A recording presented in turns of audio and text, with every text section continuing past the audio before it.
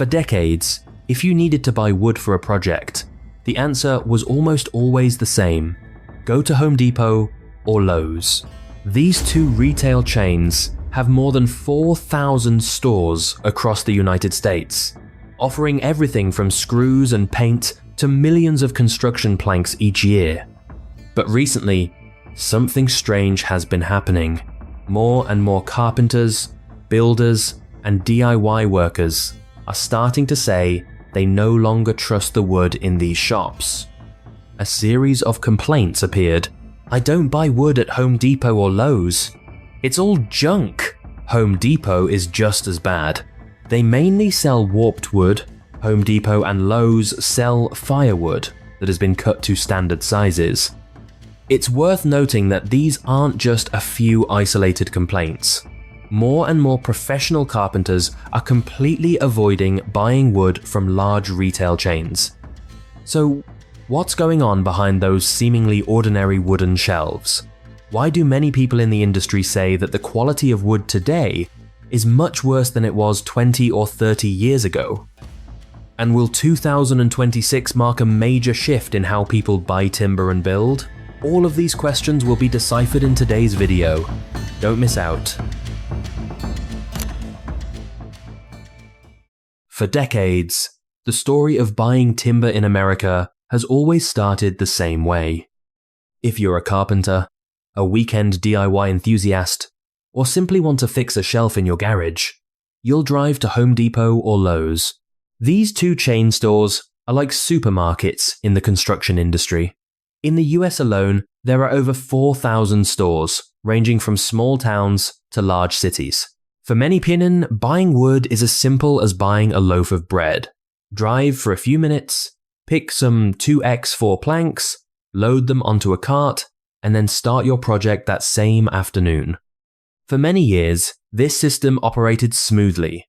Large stores offer a stable supply of wood at reasonable prices, and are convenient enough to serve millions of customers every day. But then, about the last 3-4 years, unusual signs started to appear. First, there was a sudden surge in timber prices. A piece of Hollywood that used to cost around $26 has now skyrocketed to nearly $100 a rise, so rapid that many carpenters liken it to watching gas prices climb every day. In less than 2 years, many types of construction timber have doubled, or even quadrupled. At the same time, another wave quietly formed. Millions of people stayed home more and started doing DIY. Building tables, building shelves, making outdoor decks. The demand for timber surged like a river, unexpectedly encountering a flood season. And when demand increases faster than supply, the system begins to come under pressure. Woodworking factories need to speed things up. Wood is harvested faster, processed more quickly, and sometimes brought to market before it has truly stabilized completely. On the shelves, everything still looked fine, neatly arranged, straight wooden slats under the shop lights. But behind that surface, many carpenters began to notice small signs, like the first cracks on a dam. And that's when the big question begins to emerge in the woodworking community. Is the wood we're buying today still the same as the wood we had 10 or 20 years ago? What about you? Have you ever bought a perfectly looking piece of wood in a store, but then started bending or twisting just a few days later? Share your experience in the comments. Lots of interesting stories are emerging from the community. And if you enjoy this kind of behind-the-scenes analysis of the construction industry, consider subscribing to the channel so you don't miss the next videos. Because when we look a little deeper, the issue isn't just about price. What truly worries many carpenters is something almost invisible: the moisture inside the wood. If you ask many carpenters what worries them most when buying wood at large retail chains, the answer is usually not knots, cracks, or poor surface finish. What they were most wary of was a factor almost invisible to the naked eye: the moisture inside the wood. Imagine this. When you walk into a building materials store, The wooden planks are neatly arranged under bright lights, looking quite straight and clean. But, like a sponge, wood always retains water in every tiny fibre. And if that water level isn't properly controlled, the entire wooden plank could continue to change after leaving the store. Some carpenters describe the process as like a slow-motion film. Day 1, you bring the wood back, everything looks perfectly fine. A few days later, the wooden beam began to shrink, little by little. 1 or 2 weeks later, the once straight wooden planks begin to bend, twist, or inch out of their original position. This is sometimes very evident in outdoor projects. Some say the newly erected fence looked perfect on the first day, but just a few weeks later, gaps almost the size of a finger appeared between the planks. What's happening? Part of the answer lies in the speed of modern supply chains. As demand for timber has surged in recent years, mills have had to process enormous volumes of wood. The drying process, which takes time for the wood to stabilize, is sometimes shortened to meet market demands. As a result, the wooden slats look perfectly normal lying on the shelf, but inside they are still breathing, continuing to dehydrate, continuing to change shape. For DIY beginners, this might just be a minor inconvenience, but for professional carpenters, it's like a countdown clock in their project. Today, the construction might be perfect, but months later, the materials themselves could start creating unwanted problems. Have you ever encountered a situation where you bought very straight wood in a store, but a few days later you noticed it started to bend or twist? Share your story in the comments. These real-life experiences are often very interesting. And then, when we delve deeper, we'll see that the problem isn't just about humidity, it's also related to the very origin of the trees being harvested today. Let's talk about this now. If humidity is the floating iceberg that many carpenters are beginning to see, then there's a bigger story beneath the surface. A little-known fact in the timber industry is that the quality of the timber being harvested today has changed dramatically compared to a few decades ago. In the past, when a pine tree was harvested for timber in construction, it typically lived in the forest for 75 to 100 years. Imagine a tree trunk that has endured nearly a century of rain and sunshine. Its growth rings stacked upon each other like layers of history. These dense wooden rings create a sturdy, stable structure that deforms little over time. But today, in many industrial plantations, the harvesting cycle has been significantly shortened. Many trees are harvested when they are only 25 to 30 years old, which is only about 1/3 the age of the previous generation. This is like comparing an old tree to a very young one. Wood from young trees typically has a wider growth ring, lower density, and poorer stability when the environment changes. And the change isn't just about the age of the tree. In many building supply stores, the type of wood used has also changed. Previously, many building timber lots were made from Douglas fir, a type of wood known for its high density, tight growth rings, and good stability. For many carpenters, Douglas fir is like the backbone of traditional wooden structures. But nowadays, in many areas, buyers are more likely to encounter spruce. This type of wood is lighter, softer, and usually has more knots. In many cases, this means the wooden plank may bend or twist more easily when the humidity changes. These changes aren't always easy to notice when you're standing in front of a wooden shelf in a store. The two wooden planks may look almost identical, but the internal structure is completely different. And those small differences sometimes only become apparent a few weeks or months after the project is completed. Have you noticed the difference between wood today and wood in the past? Experienced woodworkers often have many interesting stories about this. Please share your perspective in the comments. If you find these behind-the-scenes analyses of the timber industry helpful, don't forget to subscribe to the channel to watch the next videos. Because when we look deeper into how wood is sold in large stores, we see another factor quietly influencing quality, how the retail system operates.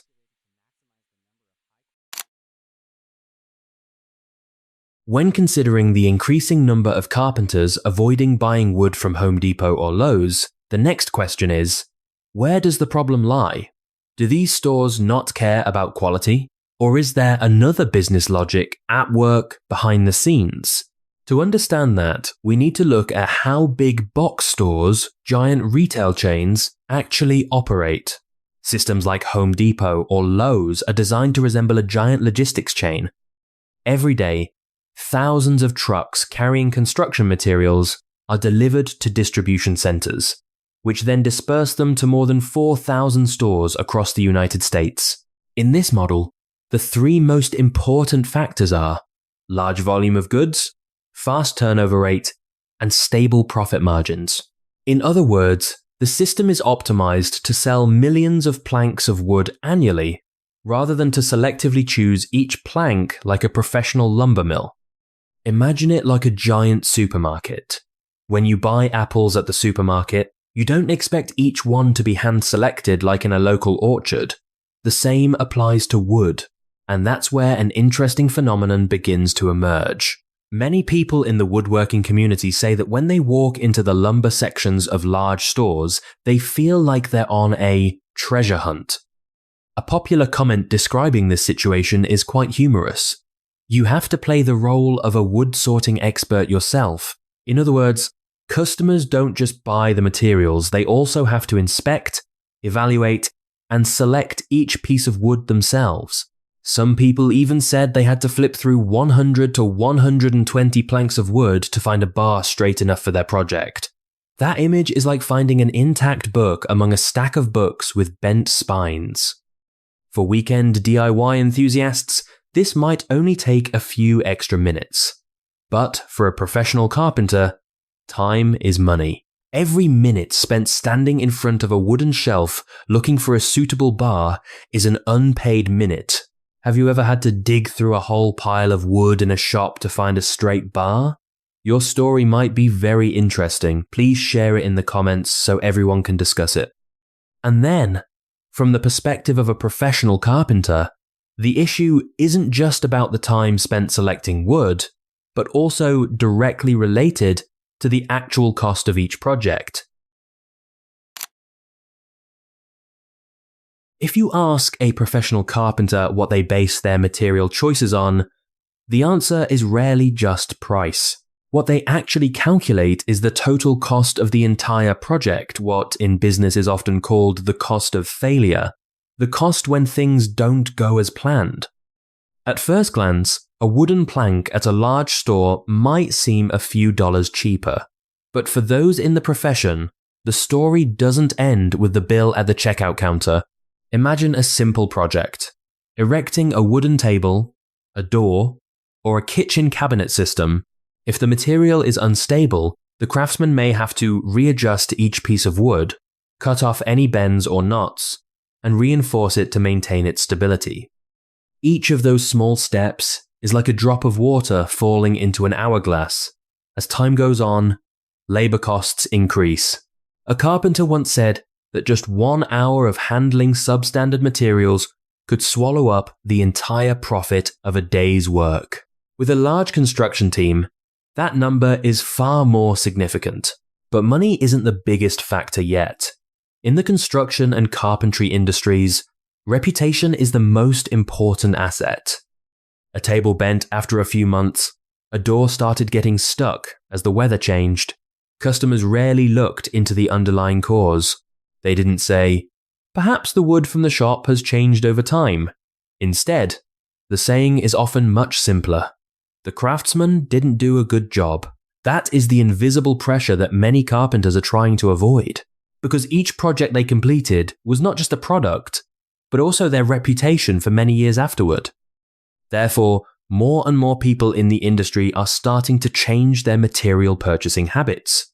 They are willing to drive further, seek out local lumber mills, or smaller suppliers where they feel they have better control over quality. What do you think about this? If you've ever done DIY or woodworking, Do you prioritize affordability or long-term material stability?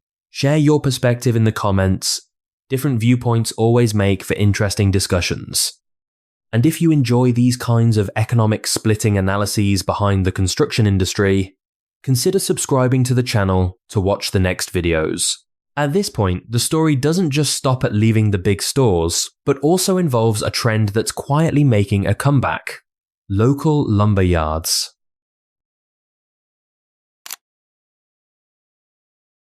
As more and more carpenters say they no longer want to buy wood from large retail chains, the natural question arises: where are they going? The answer might sound surprising, but it's actually very familiar to those who have been in the profession for a long time. They are returning to the local lumber yards. These wooden yards are usually not glamorous. There are no bright lights or wide aisles like a building materials supermarket. Instead, there were stacks of wood stacked high, the faint smell of freshly sawn wood wafting through the air, and vendors who had worked with wood, sometimes for decades.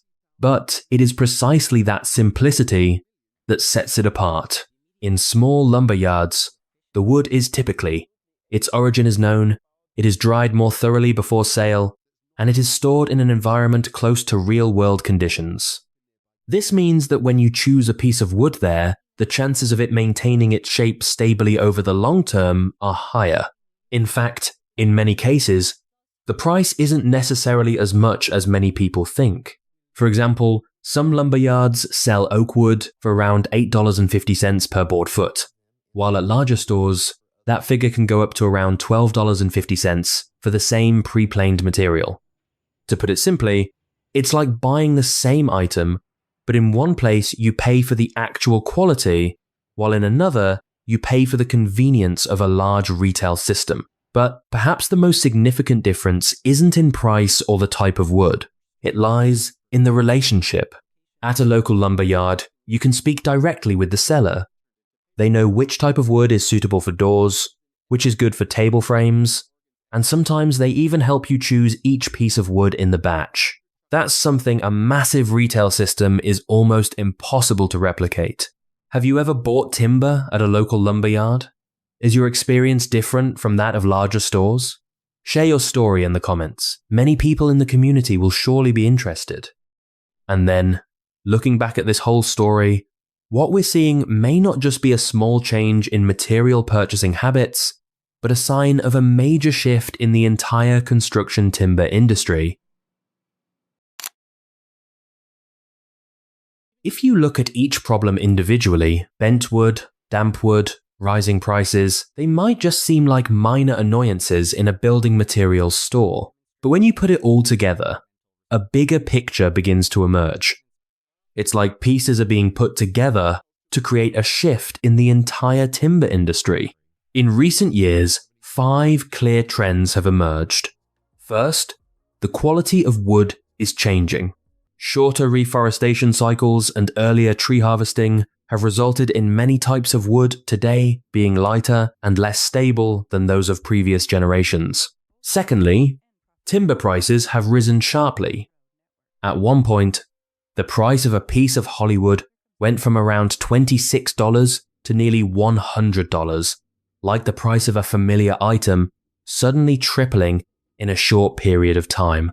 Third, customer trust began to waver. When buyers have to flip dozens of wooden planks to find a straight bar, the shopping experience is no longer the same as before. Fourth, local lumber yards are gradually making a comeback. Places once considered outdated have now become a more reliable choice for many carpenters. And finally, the DIY community today is more knowledgeable than ever before. Social media platforms and forums have transformed millions of users into smarter, more discerning buyers of materials. In other words, this story isn't just about a few lumber shops. It reflects how the entire supply chain is changing under pressure from demand, prices, and information transparency. Do you think this trend will continue for the next few years, or will major retail chains find ways to improve material quality? Share your thoughts in the comments, different perspectives. Always make the discussion more interesting. Finally, Let's go back to the original question. What will really change in the timber industry in 2026? Looking back at the whole story, what's happening isn't simply a matter of a few carpenters complaining about the quality of the wood. Behind it all lies a larger shift in the entire building materials industry, from how wood is grown, harvested, and processed, to how it's distributed within massive retail systems. While big box stores continue to offer convenience to millions of customers, an increasing number of professional carpenters are opting to return to local lumber yards where they can better control material quality. This raises an interesting question for the future. Will large retail chains change how they supply timber in the coming years? Or will the trend toward returning to local suppliers continue to grow? We would love to hear your perspective. Have you ever bought lumber at Home Depot, Lowe's, or local lumber yards? What was your experience like? Please share in the comments. Many practical opinions from the community often provide very valuable perspectives. And if you enjoy content that deciphers industries, analyzes behind-the-scenes business practices, and covers building materials, consider subscribing to the channel so you don't miss the next videos. This video compiles information from various sources, industry experiences, and community opinions. Practical experience may vary depending on the region, supplier, and material usage conditions. The goal of this video is to share perspectives and open up discussion, not to make absolute judgments or conclusions about any particular business. Thank you for watching, and see you in the next video.